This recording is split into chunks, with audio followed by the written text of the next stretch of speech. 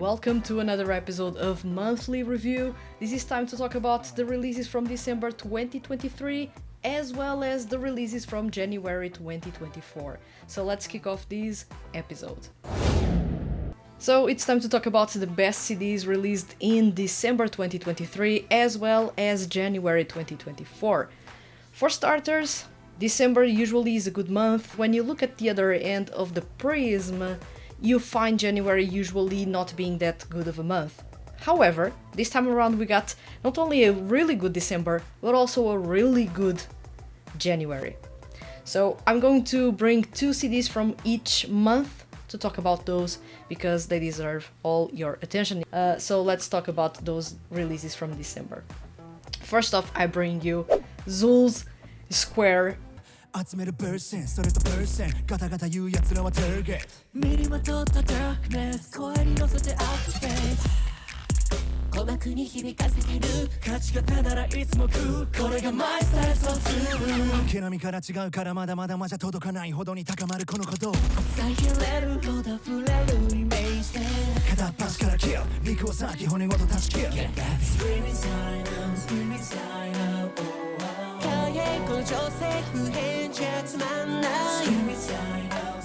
This is a crazy good album. From my grin, you can already tell that I am in some way reliving or re-listening the album as I'm talking to you. And this is an album that I wasn't expecting. Well, let's say these. I knew that ZOOL were actually venturing more and more to rap rock and to rock music itself, but I wasn't even aware how many songs they had that were already in a rock genre that were released since Einsatz. So there were pretty much the brunt of the album is rock, which is a really good thing for me. I love rock music, and adding to these, I love ZOOL a whole lot. Even if they are not necessarily a rock type of group, they do have rock music, but it is not their core. Their core is that urban vibe that comes from mixing rock with hip-hop and pop, and creates a really interesting niche of music genres that adds a little bit from EDM, and it's really, really intense. I do love ZOOL a whole lot, but to have Zquare being this good, it is almost like a crime. A really, really sweet crime for me.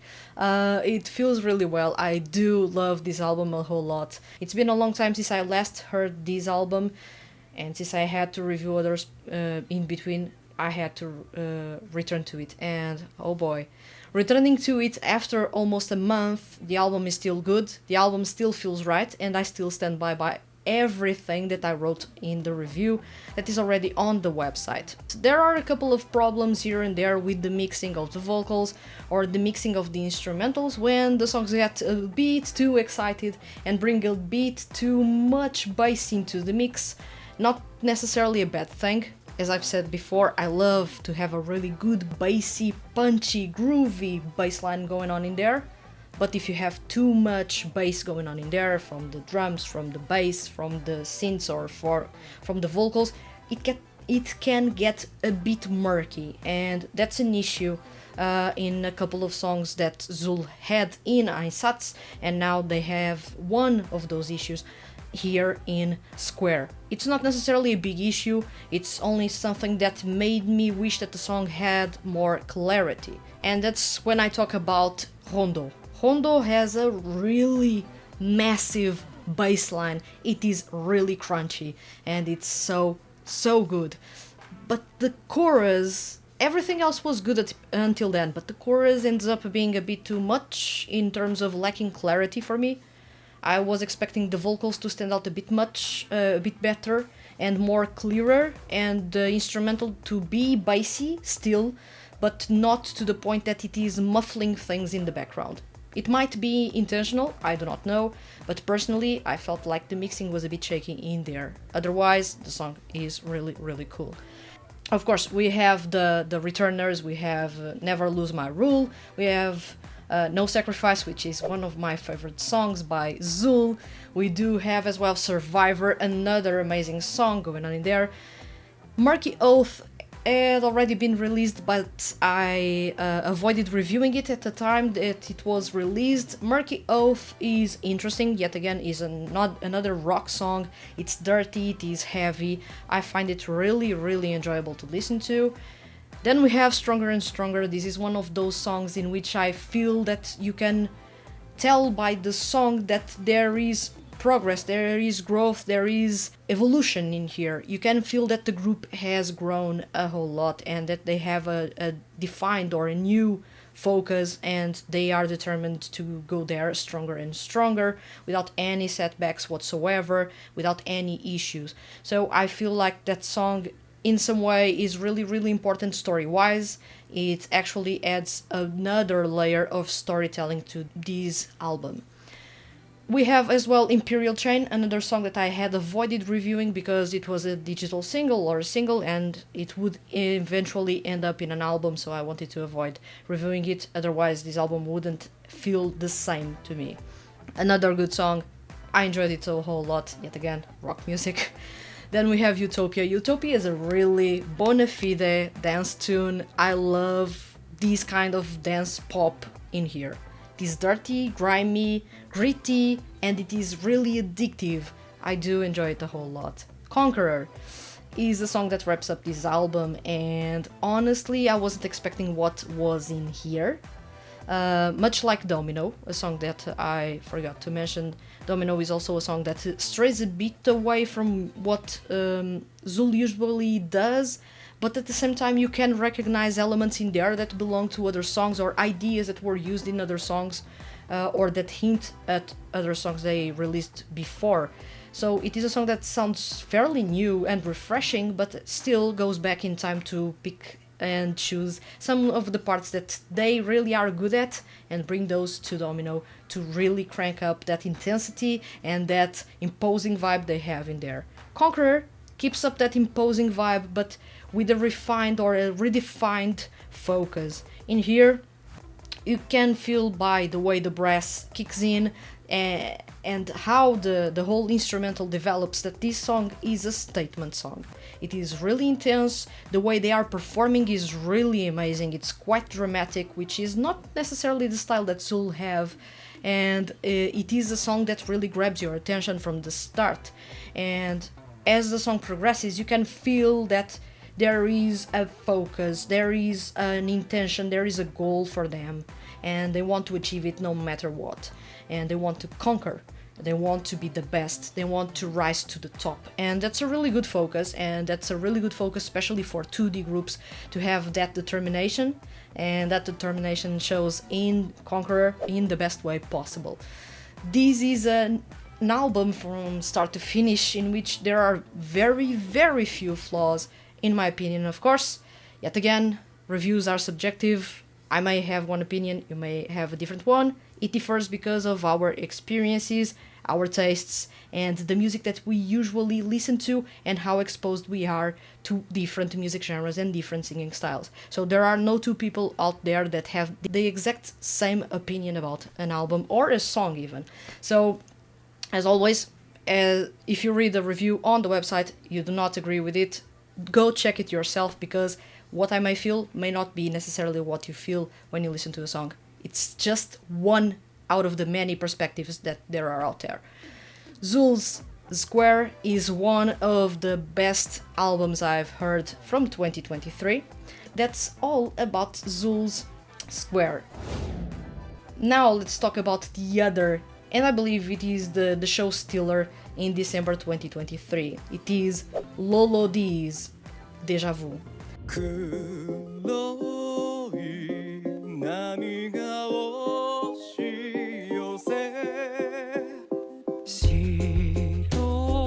い家は砕けた花が星のなら夜を愛するのだ誰かの企み溺れるまで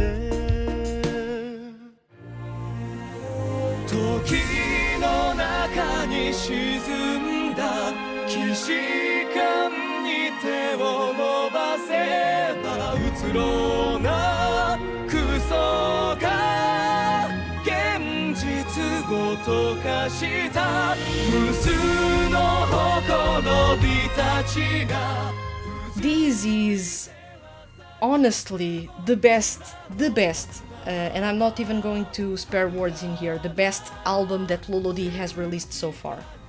So I am listening to the songs without any context whatsoever about what the story is. Believe me, I do not know what the story is about, but I can grasp some straws in here and catch glimpses of the story through the storytelling in the songs. And I usually tend to say that a good song is a song that makes you feel something, and an amazing song is a song that makes you want to know more about it. Loulou are basically doing their own thing. They are doing it really well, and they continue to exceed expectations with every single release. And Déjà Vu feels like a wild dream, but yet again, the dreams by Loulou, or the dreams that Loulou create, are not necessarily good ones. You feel as if you are within a nightmare, but it has hints and bits of a dream, but it's not a dream. It is pitch black, it is dark as hell, it goes really, really sorrowful most of the times. And in this case, Déjà Vu is really, really dark, despite not being actively or openly dark about it. When we look back at Arc and Nothing, the CD in comparison sounds, on a first listen, pretty upbeat, pretty cheerful, with quotation marks on cheerful because it is not cheerful, but it sounds and looks brighter than it should be. Do you get what I mean?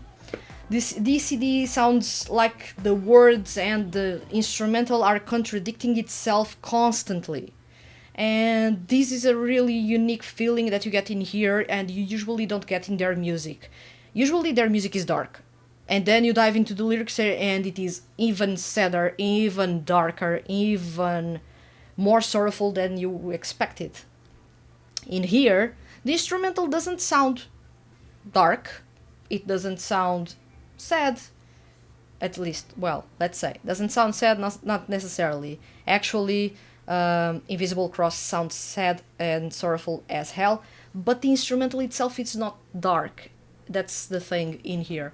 So this time around, Takeshi Hama didn't focus too much on making the instrumental too dark or heavily dark, like in Dying Matter, for example. In here, you do not have that darkness openly for you to enjoy, but you have something else. You arrive to a song that is not necessarily sad in its instrumental, but the way it conducts itself, the way the lyrics flow, and the way the song is being performed, you can feel that the song is really, really the saddest that you can get from Loulou. I wrote it in the review that this song will probably make you cry within the very first seconds, and you do not need even much of the vocals to actually start crying. The way the song flows is really, really something that will give you goosebumps all over, and the more the song progresses, the more you're into that, and the more you are in that story and feeling that story, and it gets under your skin. It may make you feel like there's no good ending to that story, and that there's only sorrow waiting for you. It is really, really that type of song. Then again, Loulou are well known for that. You have a layer or a veil that is basically masking all that darkness and all that destruction. So apparently everything is okay. The instruments are not necessarily openly dark, but you notice that there is a thin veil masking something behind it, and at times during the song you will see glimpses of that destruction. You will see that happening. And to tie this all up, Loulou did something that they usually do not do, which is to bring a song that is a bit daring, romantic and at the same time a song about betrayal. The song is titled Another Liar, and it is the very first time that Loulou performed R&B music openly. They have used elements in the past, either in the compositions or in the vocals, but this time around they are not performing in a lyrical style. They do have glimpses of that, but they are adding a bit more of an R&B styling to their performance, which is simpler than usual. This is a song that has a completely different vibe in comparison to Invisible Cross. They almost sound like polar opposites, but if you dive deeper into the CD and actually listen to the two songs with the intro as well, you will understand that they perfectly tie up with each other. They are a continuation of a story, and in this case, Another Liar feels like the reaction to betrayal. Even if you are attracted to something or to anything, you feel the betrayal that happened, that you shouldn't have fallen for something, but you did. And there's no way to get that time back, the time that you spent enjoying and liking that person or that thing. And in this way you feel betrayed, and that betrayal is felt throughout the song. There is a darkness going on in there. There are times in which there are glitchy elements in there, broken elements, once again like in the intro, the broken record. There's elements that hint at that broken relationship or that broken affection. So it is a song that explores two feelings that Loulou hadn't explored up until now: attraction or care and betrayal, and they do it really well throughout this song. At the same time, with the vocals that Loulou have, R&B music is actually really easy for them to pull off, sounding really amazing. Props in here for Shunsuke Takeuchi, because he's a beast when it comes to R&B music. He has that natural flair and he likes to riff. You can tell he likes to riff and show off that he has a good voice. Well, if I had his voice I would show off as well. And he does a really amazing job in there. Daiki Yamashita does an amazing job throughout. However, the show stealer is Toshiki Toyanaga. In this case, he delivers something new and amazing with each song, so he keeps you interested in his performances. He doesn't do the same thing twice. He keeps on inventing and reinventing the way he performs, and in this case, he does have a really good vocal direction that helps him even achieve bigger and better things on the vocal end.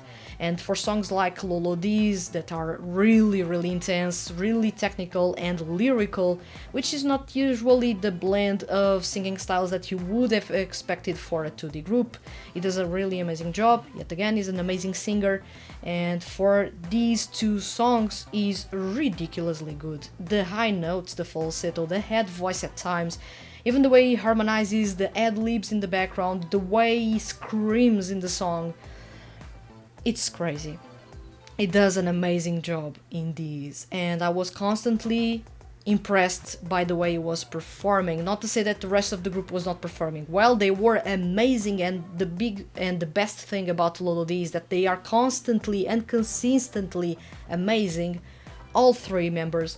But in here, really, there's no way around it, because Toshiki Toyanaga gets on the spotlight way too many times, for me, enough times, but he gets to the spotlight and he really steals the show whenever he's there. He has the trickiest parts on the vocal end, he has the highest notes to tackle, he's doing ad-libbing when the others are not necessarily doing ad-libbing. He's doing a lot, not only leading the way, but doing the intangibles in the background, so he's doing a lot, and in the CD, he really is the star, so I feel that his character in Loulou is actually leading the way in this CD, more so than in any other CD that Loulou has released in the past. And of course, this is my take on Loulou Déjà Vu. This is an album that, honestly, you need to check. Even what I said and what I wrote don't do it enough justice. This is one of those CDs that you really need to listen and let it sink in, and listen again, and then read the review. don't check reviews first when you want to listen to the CD, because this is a story and an experience that you need to have without anyone spoiling it. Go into that CD blind, completely, and see what you feel, and then go read reviews, fan theories, and go read all the lore to further understand the songs themselves. It's the best way to do it. So that's my take on Loulou Déjà Vu. It's an amazing album. Please do check it if you can. It's available on streaming platforms worldwide. And of course, let's dive into the CDs released in January 2024. Well, January 2024 was a different beast than usual. I still remember how amazing January 2022 was and how weird January 2023 was in comparison. So this time around we were presented with a lot of good music in January 2024, and of course the biggest player in the month was Shoya Chiba, making his solo debut with the first EP, Blessing. 抑えきれない感情を抱いて夢の中で必死に向かいて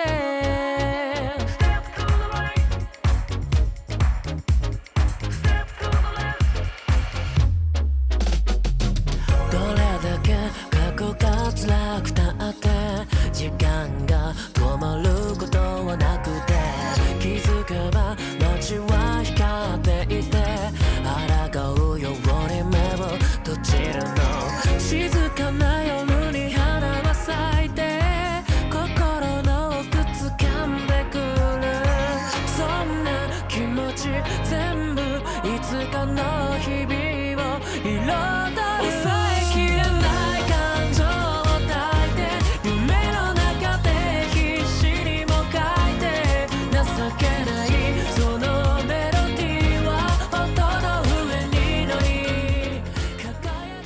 I've already created a really extended feature about this EP, and of course I created the very first unboxing video here at the Hand That Feeds HQ. You will find those videos basically linked here or in the description below. I don't want to basically recreate what I said, so I'm going to keep this short. This is easily one of the best solo debuts in the last 10 years, hands down. Of course, there are really amazing solo debuts in there, but many solo debuts in the last 10 years were not EPs or mini albums or an album.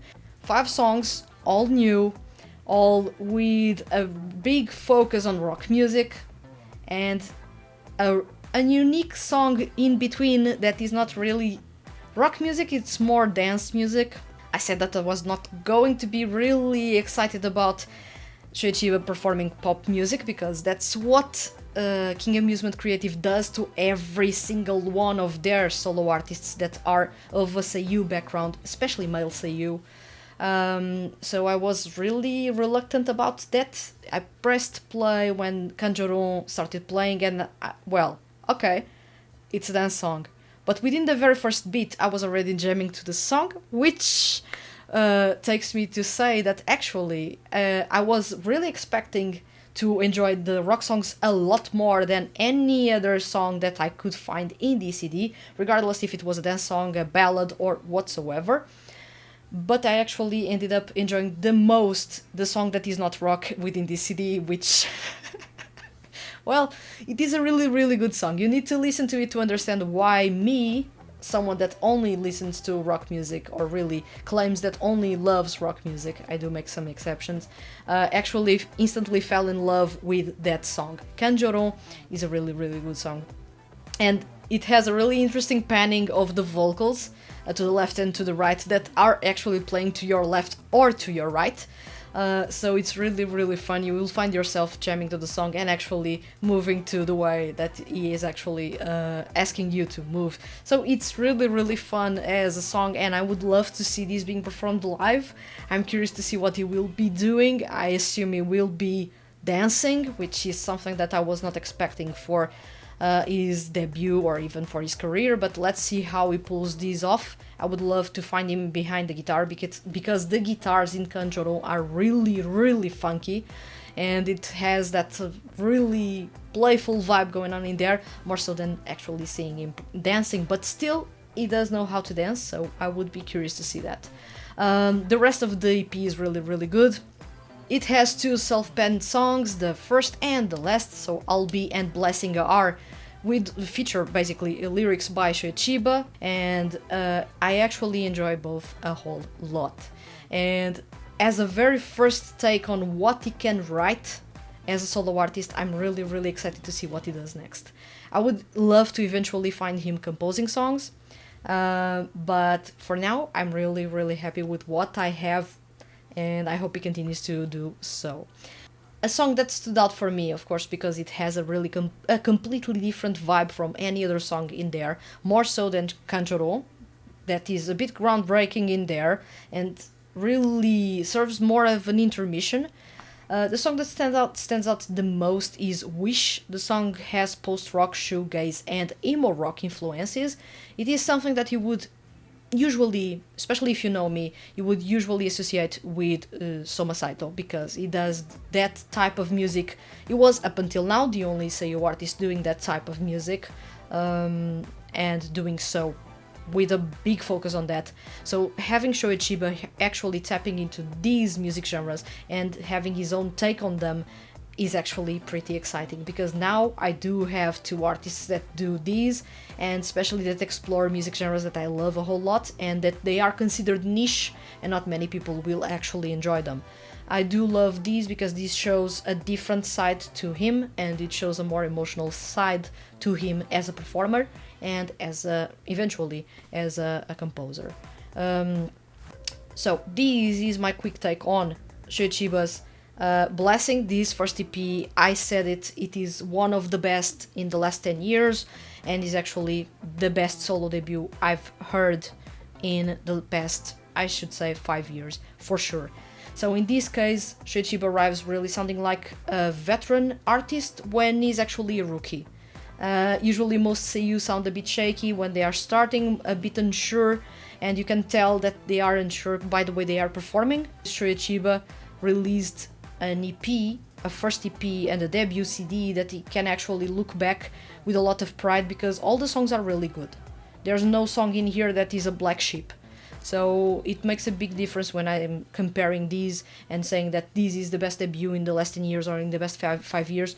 I'm looking at this from this perspective, how comfortable the singer was and how cohesive the CD was, and how good the CD was in showcasing their skills as performers or as singers or as singer-songwriters.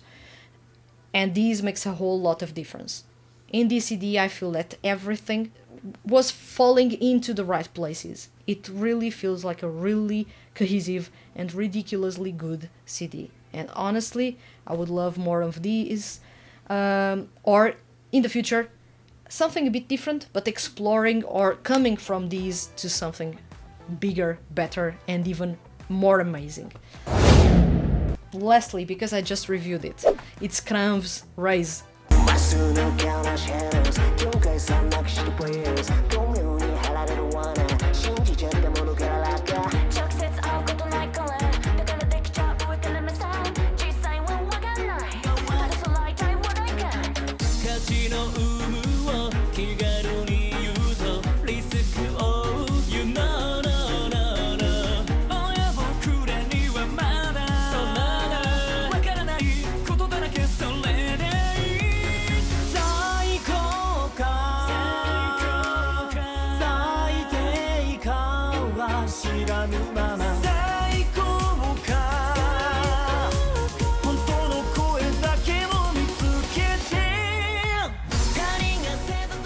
Honestly, I really picked the best CDs to talk about in this episode because these were undeniably the best.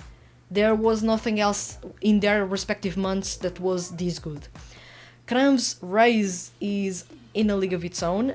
I've said it before that I love that XlamV have a unique sound, and they are not afraid to do different things, to explore different things, and go a bit aside from the trends and do their own thing. Their sound is unique, the way they perform is unique, their lineup is so cohesive and so well oiled that you really don't find any flaws in there. They have a really strong mixing to their music. I love the mixing to their songs. I seldom, if ever, find issues with their mixing of the vocals or of the instrumental. So they have these in them that makes them unique. They have a lot in them that makes them unique, but I do love that they have a cohesion in their music, and they have a cohesive lineup that works really, really well with what they have, and they keep on pushing the boundaries more and more with each release. If I found XlamV to be amazing, really amazing, and one of the best albums in 2023, I'm not going to spare any words in here, but so I will say basically that Rise is right now one of the best CDs released in 2024, and I am pretty much sure that I will be talking about this CD by the end of the year, still as one of the best CDs of the year. It is crazy how cohesive they sound, and this CD is even better than XlamV. There is more, I should say, confidence on the vocal end. Now you have every single member in the group taking the spotlight for themselves and shining like no other. This is something that I appreciate a whole lot. It's not necessarily a relay of voices. They do have quite a lot of time to showcase their vocals, which is something that I deeply appreciate. So in this case, they do have a comfortable lineup. They do have songs that are long enough for them to showcase their vocals, and they are always shifting. Either you have them performing solo, either you have them in pairs or in trios or as a unison. You do have a lot of dynamics that you can do in here. Already have some pairs that perform together. For example, Ayumu Murase and Makoto Furukawa usually are together in their parts when they have to do a duo. They do have contrasting voices and they work really well together in there, so it's also something that I appreciate a whole lot. But the group as a whole has pushed the boundaries in their vocals. They are doing really, really good things in there. Tasuku Hatanaka actually went crazy in his performance. Yet again, is a power vocal, is one of the best singers you have among male seiyuu, deeply underrated, which is something that I still do not understand, because he does an amazing job here with XlamV. Just listen to him in all the songs in this EP. It's crazy. It's crazy how good he is and how much he can bring to the table, especially for a group with so many talented singers in it. So he still stands out among them, and it is crazy how he does that. At the same time, we have Kengo Kawanishi, we have Ayumu Murase, we have Makoto Furukawa, we have Ryo Tsuchida, and we have Shintaro Asanuma and Chiaki Kobayashi. They all do their job really, really well. And honestly, I couldn't really, if I had to replace someone in the group, I couldn't, because they all play a really important role in their performances. Usually, this is a side note, usually 2D groups do have one or two members that don't really make that much of a difference in the vocals, or they do not add anything new, they only are there for a support role. In this case, in XlamV, I feel like every single member has a specific role in there, and they all add something different to the performances. There are no two singers in this group that have the same tone, the same singing voice, or the same skills on the vocal end. So you do have a lot of variety in here. Every single one of them has a different voice color, every single one of them is adding something different to the group. And I feel that this is the group that best utilizes the members. Every single one is doing what they know and what they are good at, and this makes a big difference in the performances. I find myself enjoying their music a whole lot. I do love the group a whole lot. I do look forward so much to their music in the future, because if XlamV was amazing and Rise is flawless, really perfect, I do not know what to expect from the third EP. So I do hope they impress me, and they keep on impressing me. All the songs that they have released so far, there are no two songs that sound the same, not even the same music genres, and not even the same performances on the vocal end. They really are keeping things fresh. Of course, they do not have too many songs to their name, so there is some repetition bound to happen in the future as they release more music. It happens with all the groups out there, so it is inevitable.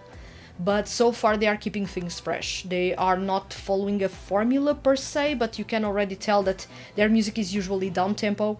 It's really, really intense, and the vocals have a massive focus in their performances. So these are I should say, the three biggest ingredients in here that make their music instantly stand out to me. So these dropped yesterday, and I'm really, really excited for every single one of you to listen to this CD and actually share those impressions with me, potentially in the comments or eventually in another episode of Monthly Review. And these are my impressions about the best CDs in January 2024 and looking back to December 2023. So we have three people here sharing their opinions about the best CDs released in January and December. Actually, everyone is talking about January, so no one was feeling anything about December. Weird. Well, let's dive into the first comment. Haku says, Toki Shunichi's Another Birthday. Each song in the mini album is fun and different, and Toki brings amazing vocals each time. I'm curious to listen to this CD because I do love Shunichi Toki a whole lot. I find his voice quite pleasing, and I find his taste in music really, really interesting. So far he has released a couple of CDs that are amazing, and he's been on a roll. The last two CDs were amazing for me, so I do look forward to listening to Another Birthday as well as Science, that is going to be released this month. So we have a double bill in here. And next month, for sure, I may be talking about both or at least one of those CDs. So it's really good to see that you actually enjoyed that CD, Haku, and that the songs are really, really interesting. And best in there is that every song sounds different, which is making me quite curious about the CD. So thank you very much for participating in this episode. At the same time, we have Savannah Wright's PNG, Faust, End of the Last Cantata, from the Utano Prince Sama Dramatic Masterpiece Show collection. I would recommend this CD because of the music and the story that goes along with the CD. The emotions that the seiyus brought to this already emotional story only elevated the experience. The story and the songs were beautiful written as well. It's been a long time since I listened to a CD from the Uta Pri franchise. I will not be reviewing those, but I will check those on the side when I find the time, because I'm curious about it, especially this one, because I found especially the cover art. I usually don't pay much attention to the cover art, but I found the cover art to be really beautiful, and it sparked my interest. And if I'm not wrong, this is the CD that has vocals by Quartet Night, isn't it? I need to confirm, but I believe this is Quartet Night. And if it is Quartet Night, yeah, this is my favorite group in the Utano Prince Sama franchise. So let me check. Yes, it is. So it is Quartet Night. I do love Quartet Night a whole lot, and I miss listening to their music. I don't know how much they have changed in the last... It's been, 6 years since I last listened to their music, probably. I don't know how much they have evolved or changed in the meantime, but I'm curious to check these, especially because I found the cover art really, really interesting and beautiful. And since this is following a story, and it is a sort of a drama tied up with the music, I'm curious to see how they pull that off. And of course, I will eventually, if ever, but I need to check the music that I have been missing in the Utapri franchise. I still love this group a whole lot, really, a whole lot. Thank you very much for participating and sending your suggestion, Savannah Wright's PNG. And the last one I'm going to add here is Unwelcome, and Unwelcome brings specifically Kanjoron by Shoya Chiba. I do feel your excitement in here. I've already talked extensively about these, but well, let's read your comment, Unwelcome. When I first listened to Shoya Chiba's debut EP, this song captivated me right from the very first minute. I absolutely adore how it begins with his crystal clear and gentle voice, while the melodies flow seamlessly, creating a wonderfully relaxing vibe that perfectly suits a sunny season. I can't help but envision him singing and fully embracing the moment. Yes, Kanjoron is a really good song. Have I told you? I will not shut up about this song, and unless something else different or really exciting happens in 2024, you may be listening to me talking about this song or the EP itself quite a lot. Kanjuro is a really unique song, and I found in here that Shoya Chiba is performing is finding his own voice as a solo artist, or has already found his own voice as a solo artist. And if you actually pay close attention, he sounds like he's performing for a character song, but he does have a different cadence and a different way that he is approaching the way he's singing. He actually sounds a bit like Gakuto Kajiwara at times, not necessarily the same, but he sounds at times a bit similar to Gakuto Kajiwara, in the way that he's adding a lot of legato in there, and he's actually pushing some notes through the nose or opening a bit the mouth in a different way than usual.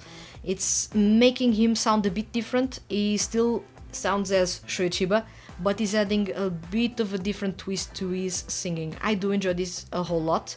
It's not necessarily a copy-paste of what he does with 2D groups, but you can see that there are remnants of that, but that he's actually found his own voice, and that he's going to stick with that sweet, gentle voice that he has.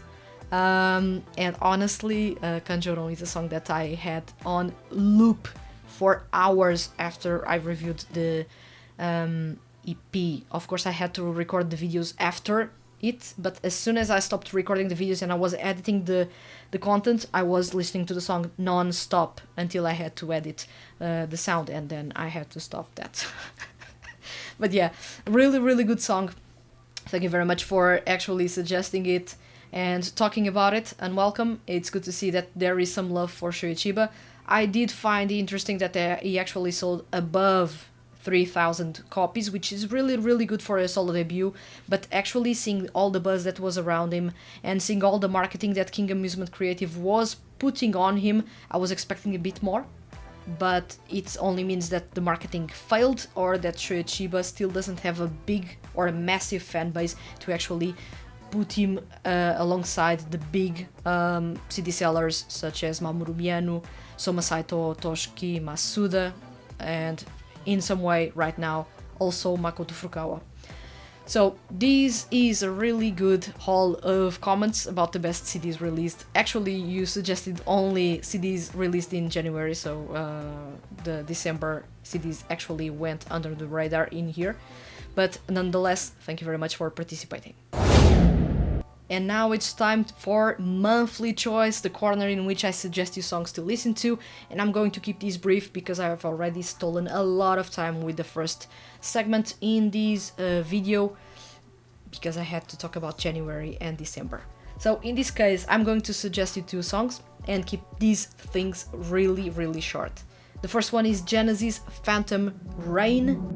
伸ばした手届かないんだ永遠に届かないんだ闇から絶望のファントムレイン I'm searching 光にも似た出会いが閉ざされて引き裂かれ俺には何が残るのかきっと This is a song that is unbelievably good. It has an amazing lineup. Genesis had an amazing lineup. The group is no longer around. Yumeiro Cast is a franchise that was bought by a Chinese company. It is active in China, but no longer has the original seiyuu voicing the characters. Actually, it's non-voiced right now. So it's no longer the same thing. Yumeiro Cast had a really awesome cast. From the Yumeiro company and as well from Genesis. And Genesis do have one of the best lineups you can find for a 2D group. On vocals you have Makoto Furukawa, Soma Saito, Daiki Yamashita, Kenichi Suzumura and Daisuke Hirakawa. Let me tell you, this group is amazing. These 5 vocals are amazing, and what you've just heard of Phantom Rain is just a glimpse of how amazing they were.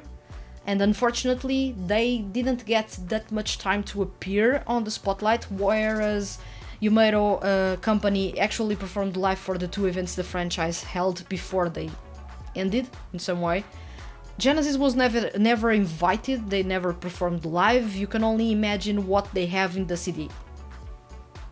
And what they have in the CD is really amazing. And Genesis, especially Phantom Rain, was the very first song I listened to from this group, and was the song that in some way made me completely crazy about the game Yumero Cast. So I was really invested in this, and this song actually ended up being a defining song for me to actually get into the franchise and eventually love the franchise as a whole and love Genesis a lot. This is frustrating because the group is no longer around, they never performed live, and the only CD they released was this one.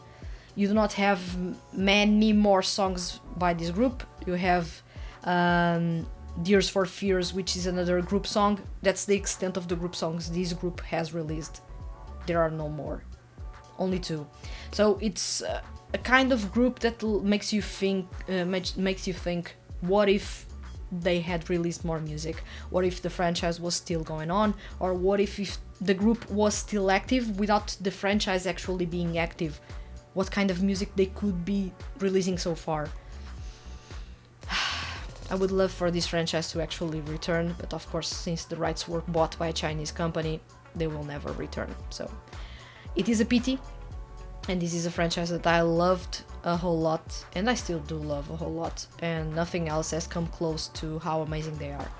I was creating a feature about these CD, or the CD that in which Phantom Rain is featured, so I will not dive too much into these because you will come across that feature soon. The other song I'm going to suggest you is Momochi, Guren, Shinjou.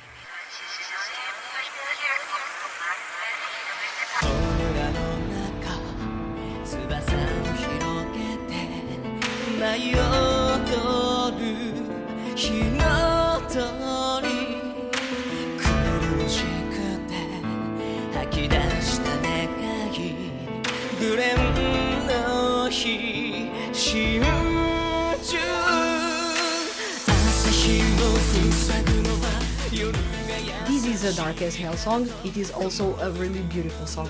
Like anything that has Momochi in it, the song will sound delicate, beautiful, but it is dark as hell.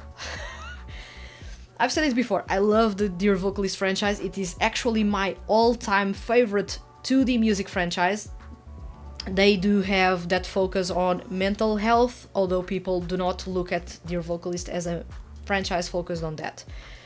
Personally, as someone that has listened to all the drama CDs individual and all the drama CDs from all members together doing their own thing, and even made myself dive deeper and deeper into each of the songs because I had to review those, my understanding right now of the Dear Vocalist franchise is not the same that I had when I started. I felt that this was just a really good rock, 2D rock music franchise with drama really well done. But it's actually more. It's more than that. It actually explores mental health, and there are really some tricky situations in this franchise and tricky conditions to be overcome or treated or recovered from among the characters in this franchise. Momochi has a big problem. He's a yandere character, so he will be a smooth talker, a sweet talker, but he's also toxic as hell. If he can't have you, no one else will. He's that type of character. He will act really possessive and really toxic, and that's something that is constant in his drama CDs, but also you can feel it in his songs. In this case, Guren Shinjou is all about something that I will not dive into because of a trigger warning. Of course, do not dive into the song if you are not comfortable with death or suicide. So I'm not going to enter or explore those themes in here. But still, this is a song that, without even knowing the concept, you will get into the story really quickly and understand that that beauty is only a mask for all that darkness that Momochi has. Of course, Momochi has, on the vocal end, Toshiki Toyonaga, and that's a big reason why his songs are amazing. Toshiki Toyonaga can really give life to the craziest, wackiest characters ever, and in this case he's not crazy, he's not wacky, he does have a big problem. He doesn't trust you, he's possessive, and he can be really toxic. He does have a couple of issues to solve. And Toshiki Toyonaga really does an amazing job acting on the drama tracks. And when it comes to his performances, he can really make that beauty flourish at the same time that he can really be violent without being openly so. And that's a nuance that you find in his performances that make his music so alluring. Momochi's music is really alluring, is really some of the best you can find in the Dear Vocalist franchise, but at the same time, if you dive into the lyrics, it's messed up. So his music will trick you. It's like a sweet trap for you, because what is behind that cover is something really, really messed up. I've said it before when I reviewed Yakoka, and when I reviewed other songs in the past, that is really messed up. There is no other way to talk about Momochi, and he is the character that consistently in the Dear Vocalist franchise is consistently the character that doesn't get any better. With each CD, he's still the same possessive individual with really big issues to solve. All the other characters have in some way solved their issues by talking with their partners. In this case, you play the role of their partner, or even talking with their band members. In this case, Momochi doesn't really change that much from the very first CD to up until now. Maybe he has recognized that he is a bit toxic, but he still hasn't changed that. And that's not that big of an improvement if you tell me. But still, his music is amazing, and if you put that aside, the fact that he's quite abusive, it's a story factor, and most people don't listen to the music in the Dear Vocalist franchise because of the story. Most people don't even care about the drama CDs. So if you listen to the songs themselves, they are really, really enjoyable. If you actually dive into the story, it can be a bit messed up. That's the big issue in there. Whether you are more open or more closed to that really depends on you, and really depends on what you want to check in that story. Personally, it's not a story that appeals to me, because abusive characters are not really my thing. But his music is really, really good, and you can't deny that, because the music is really, really genuinely good. And some of the most innovative you can find in the Dear Vocalist franchise, coming from Veronica, the band that is quite eclectic by themselves. So this is my take on Momochi's Guren Shinjou. It is a really dirty, really violent song that starts really beautiful, traditional Japanese, and soon starts to be the darkest you can find. Now it's time to check your suggestions in here. First off, Savannah Wrights PNG, welcome back, says, I would like to recommend the Uta no Prince-sama CD, Fly to the Future, made by Quartet Night. The songs are really great, and they're just full of good vibes. Usually, Quartet Night release really awesome songs, so I'm not even going to doubt this statement. It's actually quite possibly completely right, because Quartet Night do have really, really good songs. Usually I find their songs back when I listen to their music and follow their music closely.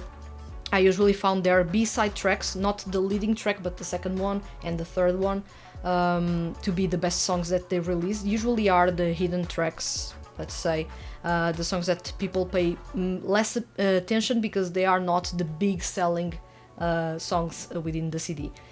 Well, Flight to the Future was released in 2018. I was no longer reviewing music by them, so I'm not familiar with the music, but I will assume, since it is Quartet Night, and I feel that among all groups in the Utapuri franchise, they have the most cohesive sound and concept, I will assume, I do not know if I am right or wrong, that the CD is really, really good. So thank you very much for your suggestion, Savannah Wrights PNG. At the same time, we have a suggestion by Unwelcome. Unwelcome says, Stand Alone, with the song For What, For Whom. This song is amazing. I feel so sorry for not recommend in the 2023 calendar, but now I had the opportunity to share this track that puts on the spotlight three amazing singers. Furukawa Makoto, Gakuto Kajiwara, and Hagia Keigo, an ex-idol if I am not mistaken. Ooh. Just knowing the first two, you can guess this song has something special. For me, it resulted in an emotional and a little intense, yet melodic and dreamy sound. Seriously, I had heard this song in different moments throughout the last year and felt new to me. And even now, I have something new to catch. Standalone is part of the Technoroid franchise. I hope more people know this project or game. Yes, this is the Technoroid franchise. This is a franchise that I decided not to cover because it is mostly focused on EDM music, and you already know how I am when I have to review dance music, exclusively dance music, so that's usually not my thing. So to avoid not enjoying anything or not enjoying a thing in there, I avoided reviewing or even checking the music. But I do know that Standalone has, if not the best, one of the best lineups in the franchise. There's still DMA. DMA also has a really good lineup from what I remember. Standalone does have Makoto Furukawa and Gakuto Kajiwara in there. Already sounds really good. I can't deny these in here that I'm curious about them, but then again, if it is dance music, it depends on how good the dance music is. I haven't checked their music. The music is by Elements Garden. I already know what was the big reason why I didn't want to check this project. I'm not a big fan of the Elements Garden team of composers. Their music is really bubbly, their music is really danceable, but their music is not really my thing. That's a big reason why I didn't check this project.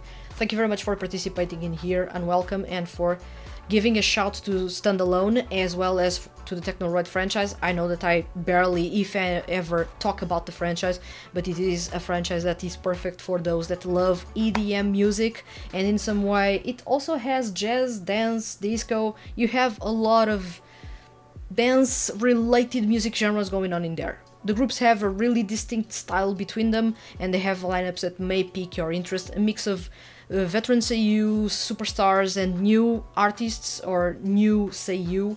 You have a little bit of everything going on in there. It's really, really well worth your time, especially if you love pop music and especially if you love EDM music. A bonus in here, if you enjoy the music in the Utapuri franchise, Visual Prison, you will find the music in here quite enjoyable. It's Elements Garden behind the music, so you already have that. For me, it's a minus in here. For many people, having Elements Garden in here is going to be a massive plus. So do check the project and the groups if you can. Also, it has an anime, so do check it as well, and the game. So you have plenty of content about the Technoroid franchise to explore if you love EDM music and pop music. So thank you very much for participating and giving a shout and an opportunity for me to give a shout to this project, despite me not being a fan of it. This episode is sponsored by all the Hand That Feeds HQ's patrons on Patreon. A big thank you for the support. And it's now time for Music in the Horizon, the corner in which we talk about the songs that are going to be released in the next month. In this case, we're going to talk about the releases in February 2024.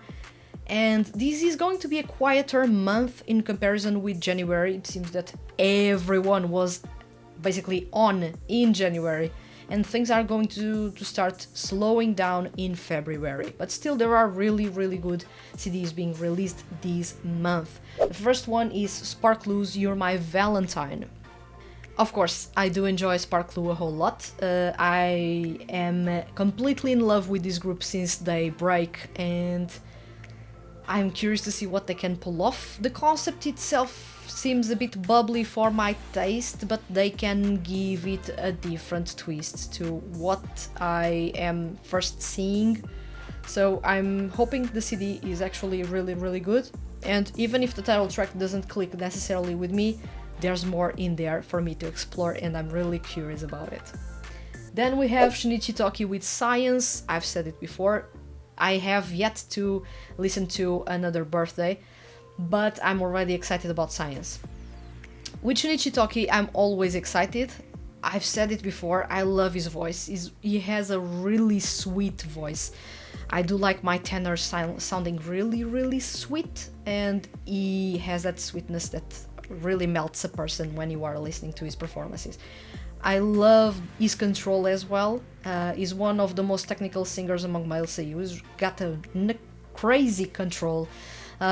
In here, as a solo artist, he doesn't push that much for his vocals, or he doesn't tap too much into the craziest parts of his technicality and his vocal range.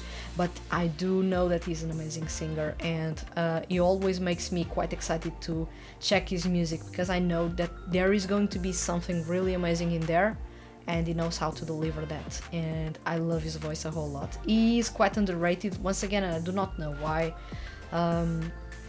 But yeah, I do love his voice a whole lot, and I would appreciate more people to be actually excited about this CD and actually support him directly. And the other CD that I'm seeing here on my list is Rika Sera with Bewitch. Bewitch, not together, but two words, be and witch. But he's going to bewitch everyone, so that's a wordplay in here, and it is a really interesting wordplay in here. For those that do not know, Rika is a member of Solids, is voiced by Natsuki Hanae, so I already know that this is going to be a really good performance. Composing songs for Solids is John San, so you already know that this is going to be amazing, and I'm really curious to listen to this CD, because this is the last entry in the Ano Koro no Bokura wa My Dear Days CD series that wraps up with this entry and may open the doors to any other new CD collection throughout the year. Fingers crossed it happens. It's been a long time since I last heard a new song by Solids or Quell, for example. It's been a long time, so I'm really curious what the franchise can offer next. But I'm really looking forward to Rika's Bewitch, because I do love Natsuki Hanae. His voice is mesmerizing, really, and it is another taste of what each member in Solids can do. I've already listened to some of the solo songs by Solids members, but not all. I still have Dai's to listen to. Dai is voiced by Yuichiro Umehara, so it's also bound to be good. This is the wrap-up of a really interesting solo CD series, the first one in the franchise, and I'm really looking forward to what Rika can bring to the spotlight, because all artists so far have released something really in line with their vibe, but also picking things from the past and looking to the future, and delivering something that is a middle ground in there, and it sounds really cohesive and really interesting. I'm really looking forward to what he can deliver next. We have one participation in here. It's from Savannah Wrights PNG. Savannah Wrights PNG says, Utano Prism All Star Stage Theme Song CD Pre-Love Universe. It's going to be released on February 28th. Yesterday I was writing the news for the website. I know that I have arrived quite late to these, but I was writing these and I was curious to see what it was going to be, or in what it was going to be featured. It's actually a live CGI movie, another one in the franchise. So for those of you that are fans of the CGI movies in the Utapri franchise, this is going to be a treat for you. This is a CD that features vocals by all groups, so we are talking about Starish, Quartet Night and Heavens. I hope you are excited, and I believe many people watching this episode actually are excited for that, both for the live concert in CGI or the CGI movie, and this CD that is going to be the tie-up in some way, because this is the theme song for that live show. Thank you very much for participating. And it is time for Ask Vanessa. It's been a long time since this corner was active with your questions, and we have really good questions going on in here. Some of these, I believe, I will talk superficially, or you will see a superficial cut on this episode, because I can't have an episode longer than 1 hour and 20 minutes. That's a rule that I set for this feature. But I will ensure you that I will record the full thing and you will get the reply on a podcast episode, so do not miss a podcast episode that may drop soon. So first question that we have here is from Grace. Welcome back. Grace says, Grey Sheep's first single, Grey Sheep episode 1, just came out, so I'm curious to know how you would think about their debut single. As for me, I find the song Greatest Homie in this CD quite interesting. Grace, I have yet to listen to this CD, but it is in my list of CDs to review, and thankfully, since I've already found some stability on my end professionally, so I finally am starting to have time to review music more consistently and more frequently. So I am running through the backlog that I have from last year that has 65 CDs still to review. And I already have this CD on my list of CDs to review in 2024, so it's going to be reviewed for sure. And I'm curious about this project because of the lineup. The lineup is really, really good. Yet again, Kentito is here and Makoto Furukawa as well, and the rest of the rest of the lineup is really, really cool. But these big names, these two names that I love a whole lot, solo, and in their work that they do with 2D groups, I'm really curious, and they are really bringing me to this project like crazy. Let's see if the music actually matches my hype and my expectations. They are high, especially given the concept that the project has, so I'm curious to see what they can pull off in there. So, unfortunately, Grace, I can't give you a decent reply in here because I haven't listened to the CD. But for sure, don't worry, I'm going to review it, and for sure you will have the review on the website in February, or throughout the month the review will drop on the website. If I found that CD to be interesting, I will for sure talk about it next episode, but for this episode I couldn't fit it in here. I already had too much to talk about, so I had to choose what to review and when to review. Don't worry, I'm going to review Grey Sheep's first single. Thank you very much for your question. And Savannah Writes PNG asks, what are you looking forward to being released this year? Savannah Writes PNG, I'm going to say this because this is an episode of Monthly Review. I'm going to talk extensively about these, and I'm going to reply to you extensively about these in an episode of Seiyuu Lounge. I'm going to decide right now that this is going to be an episode of the podcast, because this is a really interesting topic to talk about, and there's too much to talk about in here. So, to reply to you, what am I looking forward to being released this year? Well, last year I had really high expectations for some male seiyuu artists. I'm going to start with the male seiyuu artists, and then I'm going to go to the 2D groups. When it comes to the male seiyuu artists, I was expecting last year for Soma Saito to actually release a CD. He didn't. Many things happened in his life, and especially in his personal life, so he had, of course, to put a pause in there and focus on his personal life as well as his work dubbing, as well as voice acting for all the drama CDs he does, all the anime series he's cast in, as well as all the 2D music projects he's a part of, and he's a part of many 2D music projects. So this year I'm really curious to see what he can pull off. I'm expecting new music. He has hinted at new music. He has said that he's working on a new song, or a song for his fan club, Spice, and eventually this song will find its way either as a digital single or as part of an album. But for this song to be part of an album, it needs to fit a concept, because all CDs by Soma Saito, since he has started crafting those since Quantum Stranger, they have a concept. So the song needs to fit a concept, otherwise it will be released as a digital single and may not find a way into an album. On another way, I would love for him to actually do what he hinted or wanted or really teased, which was the double CD. He wanted to release a CD that is more than 12 tracks, actually 2 CDs in one package. It would be interesting. He would be the very first seiyuu artist to actually do that, because no other seiyuu artist really released an album of fully original songs, and not previously released ones, that is a double CD.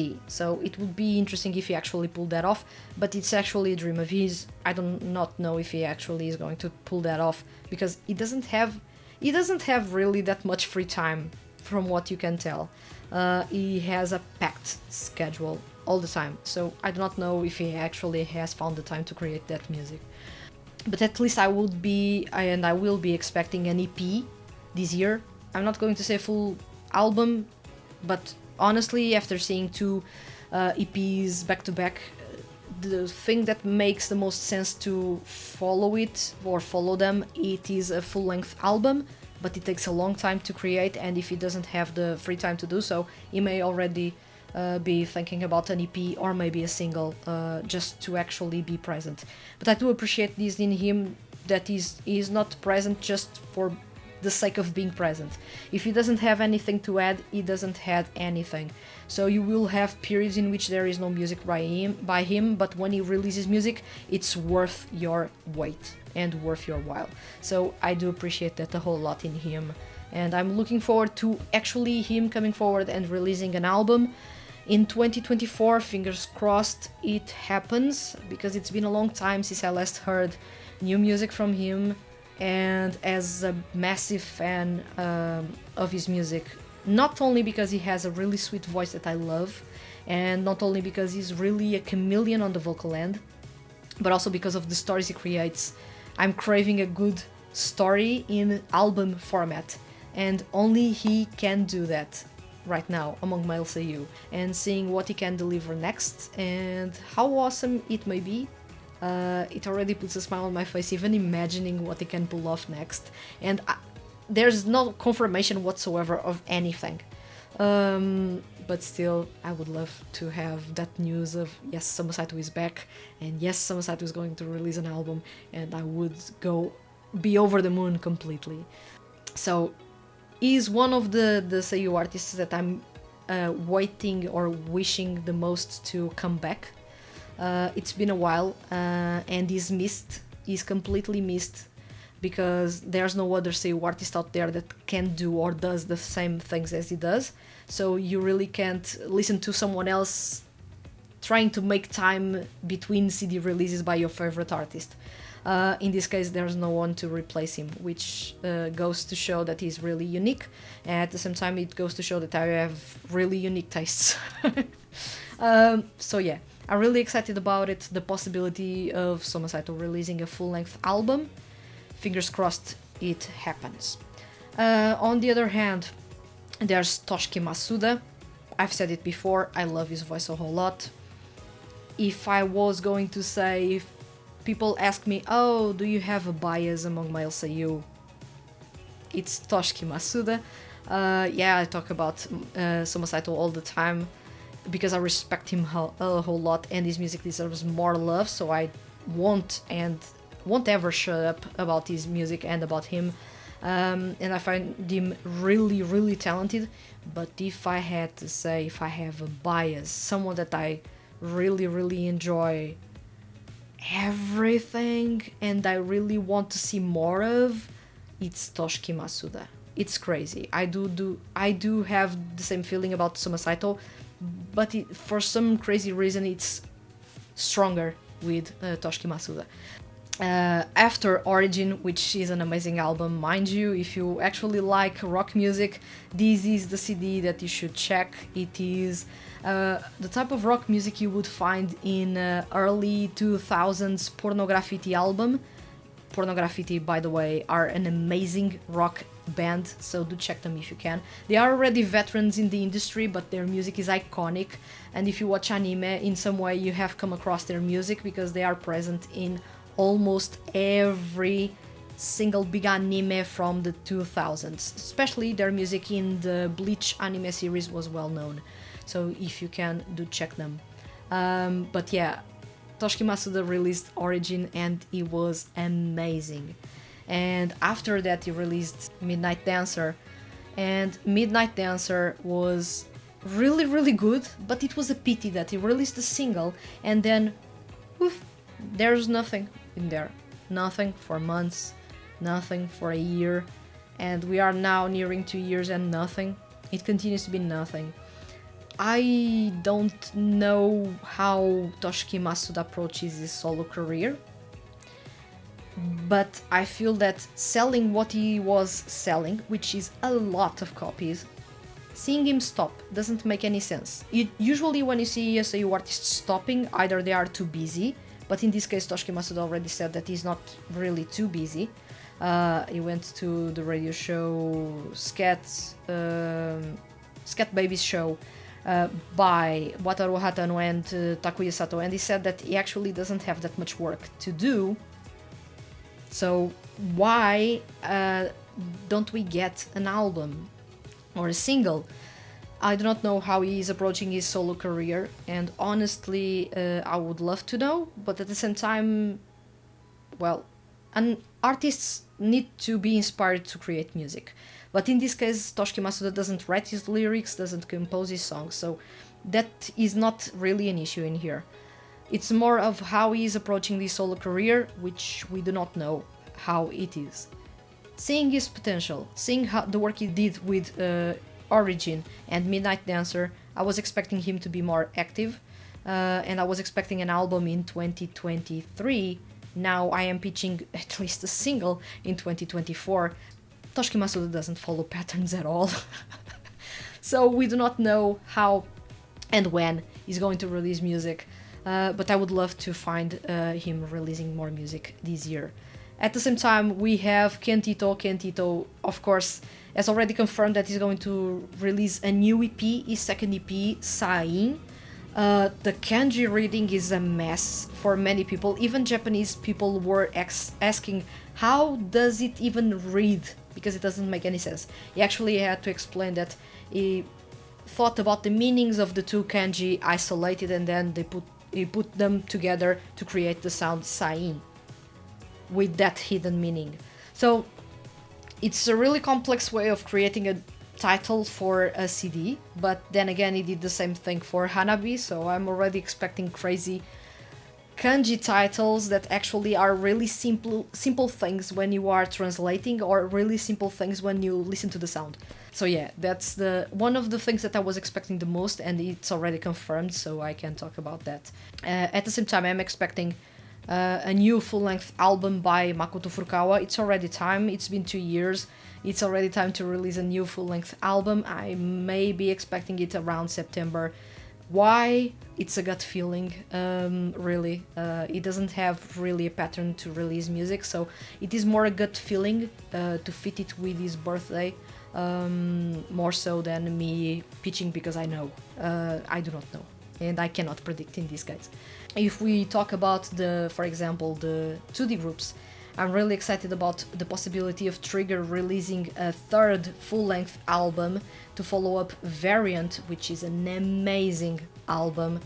Once again, they have released enough digital singles for to be featured in an album, so it is only a matter of time if they actually release those in an album this year. I believe they are going to do so. If they are, for example, making a cycle of who releases music and who performs live, and that cycle is already complete. We had Trigger first, Idolish 7 next, Rivale next, and then ZOOL. So now it's time to return to the start.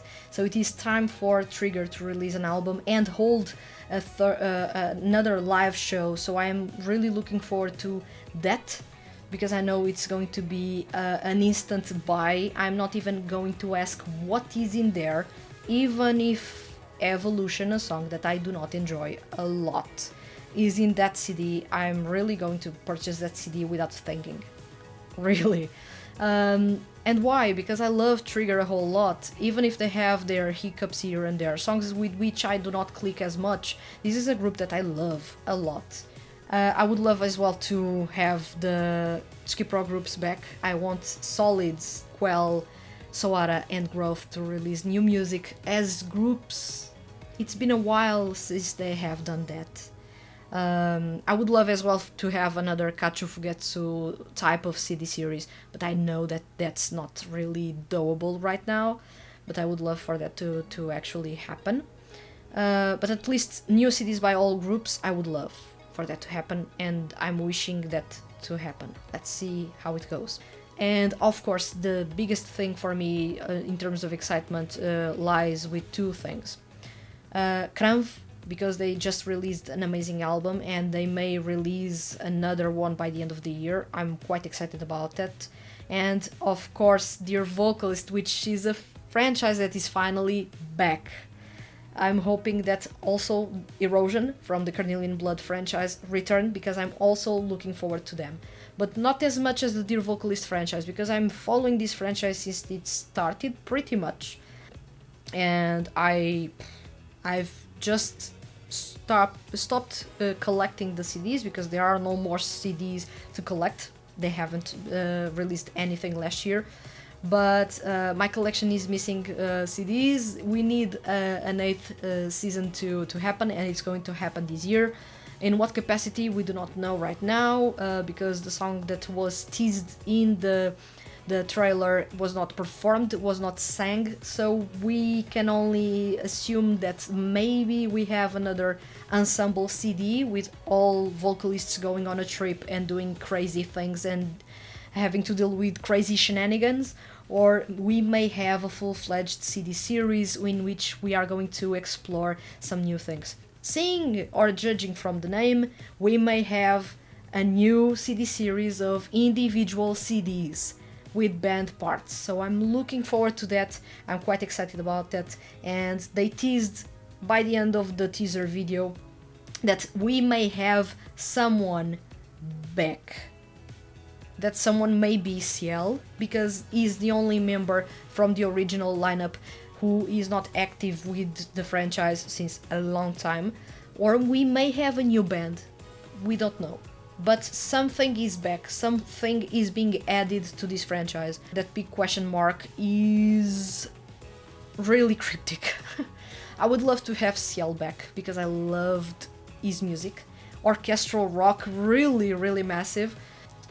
So that would be awesome, and that's Ken on the vocal end, and Ken has the sweetest, yet at the same time raspiest vocals you can find. His vocals are really good, alluring, and really addictive in some way. He knows how to sing, and he knows how to present his singing with a lot of style. There are very few seiyuu artists that can do that, and there are very seiyuu performing for 2D groups that know how to do that. So I'm really excited. If it is Ciel coming back, I'm excited to see where the story has taken you and Ciel, because in the story you are dating him, and of course I'm curious to see how the band may interact with him and who is part of his band. But that's only me making assumptions, because nothing is confirmed. At the same time, we may have a new band, and if we may have a new band, I want Yoshiki Nakajima to join the franchise. I would like to have Yoshiki Nakajima on the vocals as one of the vocalists, one of the new vocalists, if we ever get a new vocalist. We don't know. Thank you very much for watching this episode. I hope you guys enjoyed it, and I'll see you guys in the next episode. So I hope you are looking forward to the February 2024 releases. I'll see you guys soon.